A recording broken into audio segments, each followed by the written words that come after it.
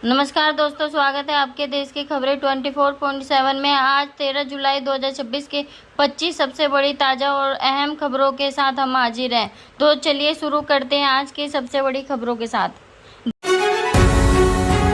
देश के कई राज्यों में मानसून ने रफ्तार पकड़ ली है। मौसम विभाग ने 17 राज्यों में भारी बारिश, आंधी और बिजली गिरने का अलर्ट जारी किया। बिहार के 19 जिलों में भारी बारिश और ठनका को लेकर विशेष चेतावनी जारी की है। प्रशासन ने लोगों के सतर्क रहने की अपील की है। केंद्र सरकार ने कतर के पूर्व अमीर के निधन पर पूरे भारत में एक दिन के राजकीय शोक की घोषणा की है। भारत के जून महीने में महंगाई के आंकड़ों पर पूरे देश की नज़र बनी हुई है। आर्थिक विशेषज्ञों का कहना है कि इससे बाजार पर असर पड़ सकता है। अंतर्राष्ट्रीय बाजार में कच्चे तेल की कीमतों में उतार चढ़ाव के बीच भारतीय रुपये पर दबाव बना हुआ है। कई राज्यों में बाढ़ जैसे हालात बनने लगे हैं और राहत बचाव दलों को हाई अलर्ट पर रखा गया है। प्रधानमंत्री नरेंद्र मोदी विभिन्न विकास परियोजनाओं की समीक्षा बैठक में अधिकारियों के साथ अहम योजनाओं पर चर्चा कर रहे हैं।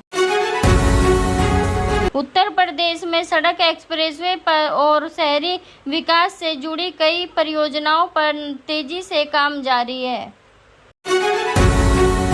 दिल्ली एनसीआर में उमस और गर्मी के बीच की संभावना जताई गई है। कई राज्यों में बिजली व्यवस्था मजबूत करने के लिए नए सब स्टेशन और ट्रांसमिशन परियोजनाओं पर काम तेज हुआ है। भारतीय रेलवे यात्रियों की सुरक्षा के लिए कई नई ट्रेनों और विशेष सेवाओं की तैयारी कर रहा है।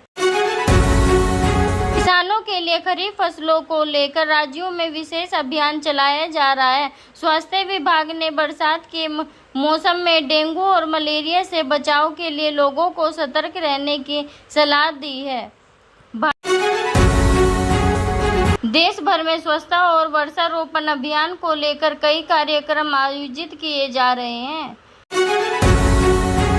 शेयर बाजार में निवेशकों की नज़र घरेलू और वार्षिक आर्थिक संकेतों पर बनी हुई है।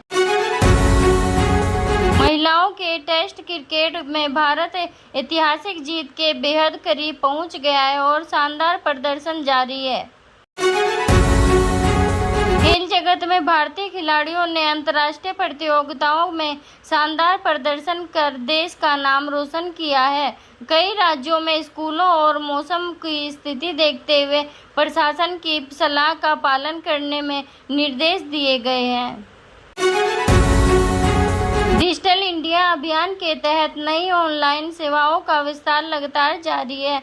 छोटे कारोबारियों के लिए सरकारी योजनाओं का लाभ पहुंचाने के लिए विशेष शिविर लगाए जा रहे हैं। देश के कई शहरों में ट्रैफिक और जल भराव की समस्या से निपटने के लिए प्रशासन अलर्ट मोड में है। विभिन्न राज्यों में पुलिस ने अपराधियों के खिलाफ विशेष अभियान चलाकर कई बड़ी कार्रवाई की है। पर्यावरण संरक्षण को लेकर युवाओं की भागीदारी बढ़ाने के लिए कार्यक्रम शुरू किए जा रहे हैं। देश भर में धार्मिक स्थलों पर सावन महीने की तैयारियां तेज हो गई है और श्रद्धालुओं की भीड़ बढ़ने लगी है।